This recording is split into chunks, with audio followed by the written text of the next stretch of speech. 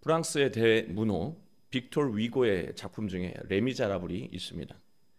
우리에게 장발장이라고 하는 이름으로 더 익숙합니다. 레미제라블은 불쌍한 사람들, 가련한 사람들, 그런 의미의 말입니다. 작가는 불쌍한 사람들의 삶을 통해서 희망을 말하고 인간의 구원을 이야기합니다. 소설의 배경은요, 프랑스 대혁명이 지난 후 6월 항쟁 또 그 전후의 배경입니다. 왕족과 귀족은 모두 부패했고 사회적 양극화는 극에 달했습니다. 사람들은 대부분 먹을 것이 없을 정도로 굶을 정도의 상태였습니다. 장발장은 굶주린 조카들을 위해서 빵을 훔치다가 잡혀서 감옥에 19년을 복역하고 추록합니다. 그러나 19년이 지나도 세상은 달라진 것이 하나도 없었습니다. 장발장이 지친 몸을 이끌고 성당 처마 아래서 잠을 청하려고 하는데 그때 그 모습을 본 미리엘 신부가 호의를 베풉니다. 성당 안으로 들여서 음식과 숙소를 제공했습니다. 장발장은 모든 사람들이 잠든 사이에 순간적인 충동이 끌어올랐습니다. 은식기를 모두 가지고 달아났습니다. 전과자 장발장은 관찰 대상자였기 때문에 금세 체포됐고 경찰은 진위를 확인하기 위해서 장발장을 끌고 성당으로 갔습니다. 미리엘 신부는 태연하게 은식기는 자신이 준 것이라고 증언하고 은초대까지 꺼내서 챙겨주면서 장발장에게 하나님의 사랑을 일깨웠습니다.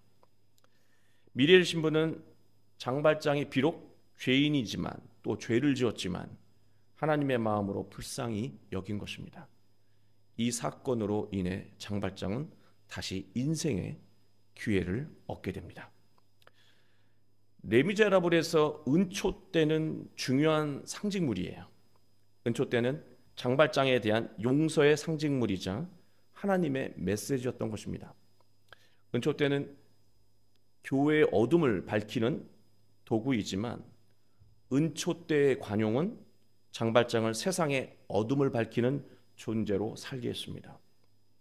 하나님은 왜 죄 지은 인간을 불쌍히 여기시며 사랑하시는가? 새로워질 미래에 대한 기대 때문에 인간의 죄를 용서하시고 사랑하시는 거예요. 하나님은 현재의 모습으로 사람을 판단하지 않으십니다. 지금 실수하고 불의하고 부족해도 하나님은 불쌍히 여기시며 다시 기회를 주신다는 것입니다. 그러나 하나님이 불쌍히 여기시며 다시 기회를 주셨는데 새로운 삶을 살지 않으면 결국 스스로 하나님의 은혜의 울타리 밖으로 뛰쳐나가게 돼요. 하나님이 나가라 그러지 않아도 스스로 하나님의 울타리 밖으로 뛰쳐나가게 되고 불행한 인생을 살게 된다는 것이죠. 이 원리는 기독교인에게도 그대로 적용됩니다. 신앙이 있다고 다 해결된 것은 아닙니다. 신앙이 있다는 것은요, 하나님이 다른 사람보다 좀 더 일찍 기회를 주신 것뿐입니다. 우리가 살아가는 오늘은요, 몇 년 전까지만 해도 우리에겐 먼 미래였습니다. 오늘이 과거에는 미래였다는 거예요. 하나님은 과거에 우리의 미래를 기대하시며 불쌍히 여기시고 은혜를 베푸셨습니다. 그런데 우리의 인생은 새로워진 것이 있습니까? 새로워진 것이 없다면 인생의 위기는 계속되고 결국 파국으로 인생을 마치게 될 것입니다. 우리 모두 오늘 말씀을 통해서 새로운 삶의 길을 찾고 하나님의 은혜의 울타리 안에서 참된 복을 누리게 되시길 주님의 이름으로 축원합니다. 미가 선지자가 주로 활동했던 시기는 히스기야 왕 때입니다. 이때는 북이스라엘이 아수르에게 이미 멸망한 상태였습니다. 아수르는 유다 인접 지역까지 함락시켜갔습니다. 아수르가 라기스까지 쳐들어왔을 때 라기스는요, 미가의 고향인 모레셋과 아주 가까운 지역이었습니다. 따라서 미가는 바로 옆 동네가 아수르에게 함락되는 것을 보고 있었기 때문에 세상이 돌아가는 것을 피부로 느끼고 있었던 사람이었습니다. 미가는 유다에 곧 위기가 닥치게 될 것을 직감했습니다. 그런데 문제는요, 당시 유다는 위기를 극복할 만큼의 상황이 아니었어요. 7장 2절을 보면 이런 말이 기록되어 있습니다. 유대에 경건한 자가 없고 정직한 자가 없다, 그렇게 말하고 있습니다. 그리고 3절을 보시면 두 손으로 악을 부지런히 향하고 지도자와 재판관은 뇌물을 구했다. 4절은 가장 선한 사람이라고 하는 사람이 가시 같고 가장 정직한 사람이라고 하는 사람이 찔레 울타리보다 더하다고 말하고 있습니다. 사람들은 서로 믿지 못하고 가족조차 서로를 대적한다고 기록하고 있습니다. 저는 이 앞부분 말씀을 묵상하면서 참 오늘날 상황과 닮았다는 생각을 하게 되었습니다. 이처럼 불의한 시대적 풍조에 휩쓸려 살아가게 되면 미래는 없는 거예요. 미가는 7절부터 유다의 복된 미래를 위한 메시지와 그것을 이루기 위해서 지금 무엇을 해야 되는지 정확한 신앙의 자세를 말씀해요. 미가는 먼저 하나님에 대한 믿음을 확고히 했습니다. 7절 보시면 나의 하나님이 지금까지 나에게 귀를 기울여 오셨다. 지금 우리가 곧 위기를 닥치게 될 것 아닙니까? 하나님 정말 내 상태를 이렇게 보고는 계시는 겁니까? 제가 위기 상황 속에서 외치는 소리를 듣고는 계시는 겁니까? 라는 그런 의심이 생길 수 있잖아요. 그런데 하나님은 여전히 나의 이 간구와 탄원을 듣고 계시다라고 하는 거예요. 그런 믿음을 이야기하고 있습니다. 8절 나는 엎드러질지라도 일어날 것이고 인생이 어둠으로 덮였을 때 하나님은 나에게 빛이 되실 것이다. 9절을 보시면 내가 하나님께 범죄하였으니 그의 진노를 당하게 될 것이지만 마침내 광명으로 인도하시고 공의를 보게 하신다는 것입니다. 10절 나의 대적이 이것을 보고 부끄러워하리니 그는 전에 내게 말하기를 내 하나님 여호와가 어디 있느냐 하던 자라. 그가 거리에 진흙같이 밟히리니 그것을 내가 보리라. 미가는 하나님은 이런 분이라고 고백하면서 자기의 믿음을 확고하게 하고 있습니다. 강대국을 믿을 것도 없고요. 시대의 조류에 편승할 필요도 없다는 거예요. 미가는 오직 하나님만을 믿겠다고 다짐하고 있습니다. 저는 10절에서 하나님 여호와가 어디 있느냐 이렇게 조롱했던 자가 누구인지 곰곰이 생각해 봤어요. 이 열왕기서를 보면은요, 아수르의 장수 랍사케가 이와 비슷한 얘기를 해요. 그리고 이와 비슷한 이야기를 또 한 사람이 있습니다. 바로 우리 자신입니다. 하나님 여호와가 어디 계시는가? 우리는 습관적으로 하나님은 살아계신 줄 알고 찬양하고 고백합니다. 그러나 우리의 삶을 깊숙이 들여다보면요, 하나님이 없는 것처럼 불의한 말과 행동을 서슴없이 할 때가 참 많다라고 하는 거예요. 하나님이 지금 내 앞에서 보고 계신데 우리는 불의한 행동, 불의한 말들을 서슴없이 한다는 거예요. 하나님을 느끼지 못하는 것이죠. 인생의 위기는요, 하나님이 없는 것처럼 살아갈 때 닥쳐온다는 거예요.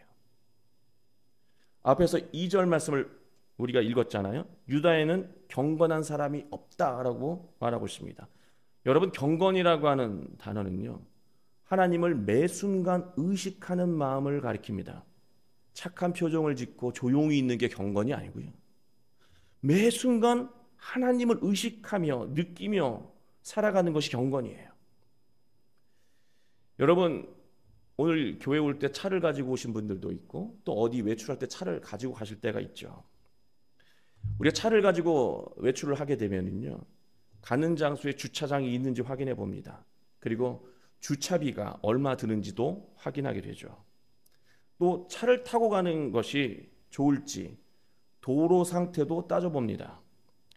생각 없이 차를 타고 나오면 차 때문에 엄청나게 시달린다는 것을 우리가 알기 때문에 차를 가지고 나갈 땐 이만큼 모든 상황들을 생각하면서 따져본다는 것이죠. 차를 가지고 나가는 것도 이 정도로 상황을 따지는데요, 왜 우리는 하나님과 함께 살면서 차만큼도 하나님을 의식하지 않을까? 내가 오늘 아침에 일어나서 또 저녁에 집에 돌아와서 자기 전까지 왜 우리는 하나님을 조금 더 의식하지 않고 살아가는 것일까? 하나님을 의식하지 못하고 자기 판단대로 행동할 때부터 경건은 사라지고 인생의 위기와 불행이 닥친다는 것입니다. 우리가 위기의 상황에서 희망을 갖겠다 마음 먹고 복된 미래를 바란다면 하나님에 대한 믿음을 먼저 확고히 하라는 것입니다. 확고한 믿음은 매 순간 하나님을 의식하며 사는 것으로 나타나는 거예요. 하나님하고 끊임없이 고백을 하는 거예요. 대화하고 음성을 듣고 느끼고. 그러나 미가는 11절부터 13절까지 유다가 심판받게 될 거라고 하나님의 메시지를 전합니다. 결과적으로 유다는 선지자의 말을 듣지 않고 멸망하게 됩니다. 그런데도 하나님은 미래에 대해 희망의 메시지를 전해주셨어요. 11절 말씀을 보면 내 성벽을 건축하는 날 곧 그날에는 지경이 넓혀질 것이라. 성벽을 건축한다는 것은 성벽이 무너진 상태를 전제하는 거 아닙니까? 이 말씀은 예루살렘 성이 바벨론에 의해서 파괴되고 훗날 재건되는 것을 의미하는 말이기도 하지만 우리의 무너진 믿음을 재건하는 것을 가리키는 말씀이기도 합니다. 매 순간 하나님을 의식하며 경건하게 살아가면 우리의 믿음, 무너진 우리의 믿음이 다시 회복되고 견고해진다는 거예요. 우리의 믿음이 회복이 되면은요, 하나님의 말씀과 하나님의 그 길을 순종하면서 우리는 인생 속에서 풍요를 누릴 수 있게 되는 것입니다. 미가는 14절부터 위기를 극복하기 위한 다음 단계를 보여줍니다. 믿음을 회복했다면 그 다음 단계는 기도입니다. 14절 원하건대 주는 주의 지팡이로 주의 백성 곧 갈멜 속 살림에 홀로 거주하는 주의 기업의 양떼를 먹이시되 그들을 옛날같이 바산과 길르앗에서 먹이시옵소서. 이것은 단순히 풍요를 비는 기도가 아닙니다. 하나님과 미가, 하나님과 유다, 하나님과 여러분, 하나님과 나와의 관계를 정립하는 기도예요. 풍성하게 주십시오가 핵심이 아니고요, 하나님과 나는 어떤 관계인가를 정립하는 기도예요. 미가는 자신과 유다 백성 그리고 오늘날 신앙인들을 양떼라고 비유하고 있는 것입니다. 여러분이 양떼라고 하는 거예요. 내가 바로 양이라고 하는 것이죠. 내가 양이면 하나님은 무엇입니까? 하나님은 목자이시죠. 우리가 양이면 하나님 우리를 기르시고 이끄시는 목자입니다. 우리를 위험에서 또 구출하는 목자예요. 우리의 인생과 미래가 하나님 손에 달려 있다고 먼저 고백하고 있는 거예요. 이쪽으로 가자. 저는 이쪽이 좋은데요. 그러지 말라는 거예요. 이쪽으로 가자. 순종하고 가는 거죠. 나는 양이고 하나님은 나의 목자라고 하는 거예요. 우리의 인생과 미래가 바로 하나님 손에 달려 있다는 것을 인정하는 기도부터 다시 시작하는 거예요. 여러분, 올바른 기도는요, 하나님과 나와의 관계를 정확하게 설정하는 것에서 시작됩니다. 이게 무슨 말이냐면, 우리 기도할 때 하나님의 이름을 부르잖아요. 전능하신 나의 하나님. 하나님은 나의 모든 일들을 하실 수 있다라고 하는, 전능하시다라고 하는 관계를 설정하고 기도하는 거예요. 전능하신 나의 하나님이라고 기도해놓고서 하나님을 믿지 못하는 이야기들 계속 기도 속에서 한다는 것이죠. 하나님 모든 것을 나를 위해 하실 수 있습니다. 그리고 기도를 시작하는 것이죠. 자비하신 하나님, 나의 형편을 다 아시고 나를 불쌍히 여기시는 분이라고 하는 것. 그래서 나의 허물도 덮어주시고 잘못도 용서해 주시는 분인 것. 그게 자비하신 하나님이에요. 참 좋으신 하나님. 하나님은 언제나 나에게 가장 좋은 것, 선한 것을 주신 분이라고 하는 관계를 설정하는 것이죠. 그러니 하나님이 주시는 말씀을 그 고백도로 좋은 것이라고 믿고 따라가야 하는 거예요. 참 좋으신 하나님이라고 고백해놓고 자기가 좋아하는 것을 하나님께 해달라고 얘기하는 건 이미 기도가 성립이 안 된 거예요. 사랑과 은혜가 충만하신 하나님, 하나님은 나를 사랑하시고 은혜를 베푸시는 분. 누구를 기대해야 하는가? 하나님을 기대해야 하는 거예요. 하나님이 나에게 어떤 분이신지 깨달은 상태에서 기도하면요, 우리는 욕망으로 가득한 허튼 기도를 하지 않게 됩니다. 여러분, 자동차 내비게이션이 작동하기 전에 먼저 하는 작업이 뭔지 아십니까? 현재의 장소를 정확하게 먼저 파악하는 거예요. 현재 어느 위치에 있는지가 파악되지 않으면 내비게이션 어떤 가고 싶은 장소, 가고 싶은 그 미래를 찍어도요 움직이지는 않아요. 계속 빙글빙글 돌아요. 현재의 위치가 어디다, 중계동이다 딱 찍히면 그때부터 내가 가고 싶은 곳으로 지도가 딱 나오는 거죠. 그게 내비게이션의 원리 아닙니까? 기도가 바로 내비게이션이에요. 그 기도, 올바른 기도는요, 하나님과 나의 관계를 먼저 정확하게 설정을 하게 되면 정확하게 길이 나온다는 거예요. 습관적인 말 표현으로 설정하는 게 아니라 정말로 하나님이 그런 분이라고 하는 것을 내가 깨닫고 기도하기 시작하면 가장 올바른 기도를 하게 되고, 올바른 기도는 내 인생을 이끌어주는 내비게이션이 된다고 하는 거예요. 안내자가 된다고 하는 것입니다. 미가는 기도에 응답하신 하나님의 메시지를 전합니다. 15절, 이르시되 네가 애굽 땅에서 나오던 날과 같이 내가 그들에게 이적을 보이라 하셨느니라.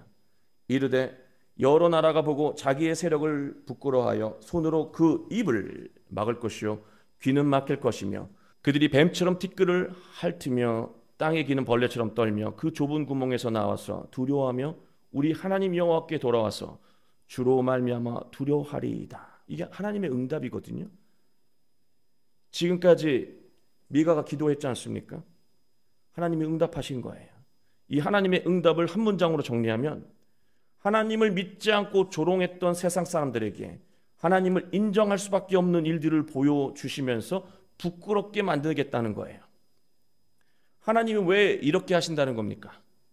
믿지 않는 사람들에게 본때를 보여주시는 겁니까? 창피를 주시려고 하는 겁니까? 아닙니다. 우리의 믿음을 지켜주시기 위해서 그런 거예요. 우리가 복된 미래로 나아가게 하시기 위해서 그러시는 거예요. 우리가 하나님에 대한 믿음이 있어도요, 인생의 어려움과 위기를 만나게 되면 실망하게 됩니다. 그리고 하나님을 믿는 것이 맞는가? 사람과 상의하고 사람의 방식, 세상의 방식을 취하는 게 더 낫지 않은가 하는 그런 생각을 갖게 됩니다. 하나님을 의심하게 되는 것이죠. 하나님은 우리의 믿음이 약하신 것을 아시고요, 우리의 인생 속에서 하나님을 인정할 수밖에 없는 일들을 계속해서 펼쳐 보이시겠다라고 말하고 있는 것입니다. 하나님이 그렇게 기도에 응답을 하신다는 거예요. 하나님의 기도의 응답은요, 하나님에 대한 믿음을 더욱 견고하게 만든다는 것입니다. 끝으로 미가는 우리가 믿는 하나님이 어떤 분이신지 설명하고 있습니다. 18절입니다. 주와 같은 신이 어디 있으리이까? 주께서는 죄악과 그 기업의 남은 자의 허물을 사유하시고 인애를 기뻐하심으로 진노를 오래 품지 아니하시나이다. 주와 같은 신이 없다라고 하는 이 말 있잖아요. 이게 미가라고 하는 사람의 이름 뜻이에요. 주와 같은 신이 없다. 세상에 그 모든 신이라고 이름 붙여져 있는 것들은 잔혹하고 무섭고 뭐 이런 심판의 신들인데요, 하나님은 그런 분이 아니라고 하는 거예요.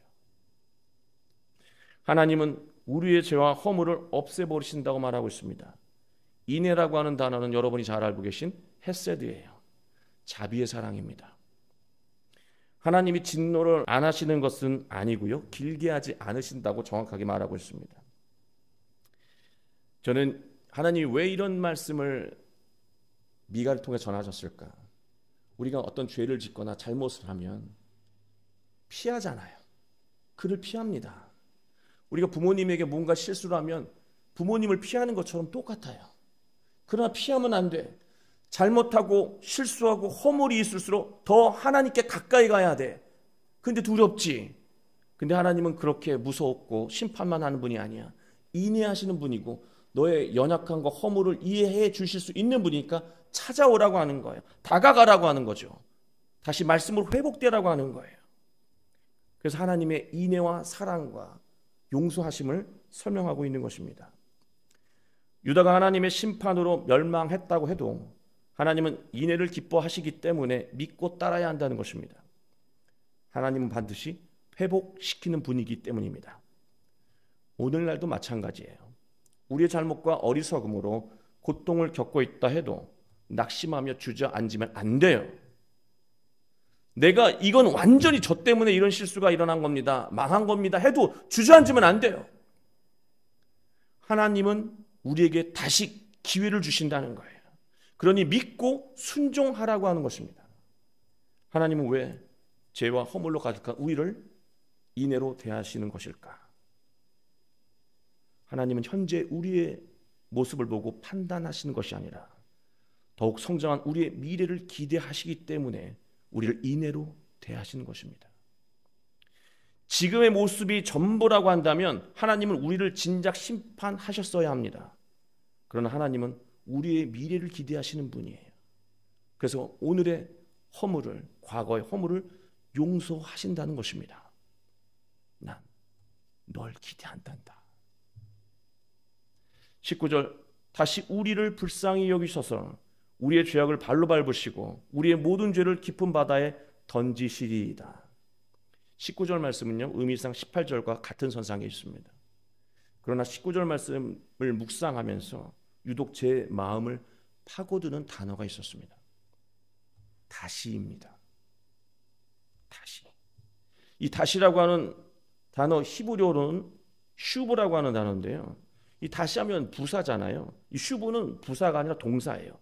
돌아가다라고 하는 동사입니다.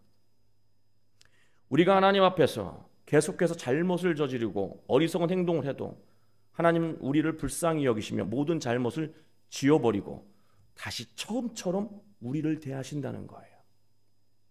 우리가 사람과의 관계 속에서 누군가에게 실수를 하고 잘못을 하면 그 사람이 용서했다고 해도 옛날에 그 생각이 떠올라서 불편하잖아요. 용서한 사람도 불편하고 받은 사람도 불편해요. 한번 그런 일이 일어나면 예전같이 되기는 어렵다는 거예요. 그러나 하나님은 그렇지 않다는 거죠. 슈브, 다시 돌아가신다는 거예요. 다시 처음처럼 다시 돌아가서 사랑으로 대하신다는 거예요. 옛날 것 다시 따져 묻지 않으신다는 것이죠. 이것은 참 감사한 말씀이기도 하지만 두려운 말씀이기도 합니다. 하나님이 우리의 잘못을 지워버리고 처음처럼 대해 주신다는 것은 감사한 일이죠. 그러나 우리가 같은 잘못을 계속 반복하면서 매번 처음으로만 돌아가야 한다면, 우리는 하나님이 용서해 주시고 처음처럼 대하니까 계속 똑같은 잘못을 해요. 다시 처음으로, 다시 처음으로. 한번 보세요. 평생 동안 다시 처음으로. 난 인생 속에서 단 한 번도 복된 일을 해본 적이 없는 거예요. 늘 다시 처음으로. 은혜의 관점으로 보면 너무 감사한 일이지만 우리 인생의 관점으로 보면요, 부끄럽고 슬픈 인생이에요. 신앙이 조금도 자라지 못하고 평생을 하나님의 근심거리로만 살다가 끝나는 인생이기 때문에 그래요. 그래, 너는 평생 나의 근심거리였다. 그걸 원하세요? 사랑하는 교회 여러분, 우리는 하나님의 근심거리가 아니라 기쁨이 되어야 합니다. 그래야 인생이 감동적이고 행복하다는 거예요. 그러기 위해서는 먼저 하나님에 대한 확고한 믿음을 회복해야 합니다. 믿음이 흔들리면 안 돼요. 하나님에 대해서 분명해야 돼요. 위기의 순간에 믿을 수 있는 분은 오직 하나님뿐입니다. 그러기 위해서는 우리가 계속해서 믿음을 회복해야 한다는 것입니다. 그리고 하나님과의 관계를 정확하게 하는 기도를 해야 합니다. 올바른 기도는 인생의 내비게이션이 돼서 우리가 열매 가득한 인생으로 나아갈 수 있도록 이끌어준다는 것입니다. 그러나 무엇보다 중요한 것은요, 하나님에게 자비만 구하는 인생이 아니라 하나님의 성품인 인애와 불쌍히 여기는 마음으로 타인의 선한 미래를 기대하며 사랑할 수 있을 때 우리는 하나님을 감동하게 하는 복된 인생을 살 수 있습니다. 지금 이대로의 모습을 본다면 우리는 미운 사람, 실수한 사람, 잘못한 사람을 사랑할 수 없어요. 불쌍히 여길 수 없습니다. 그러나 그의 미래를 우리가 하나님과 함께하는 그런 복된 미래를 우리가 바라본다면 불쌍히 여길 수 있고 용서할 수 있다는 거예요. 거기서 하나님의 놀라운 능력이 그 인생 가운데 임하게 되고요, 감동적인 인생이 이루어진다는 것입니다. 우리 모두 한평생 하나님의 근심거리가 아니라, 하나님의 자비만 구하는 존재가 아니라 하나님의 기쁨이 되는 복된 인생을 살아가게 되시길 주 예수 그리스도의 이름으로 축원합니다.